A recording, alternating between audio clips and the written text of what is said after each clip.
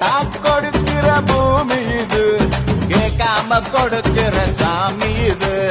கேட்டா கொடுக்கிற பூமி இது, கேட்காம கொடுக்கிற சாமி இது. கையில கத்தி இருக்கும், மீச சுத்தி இருக்கும்,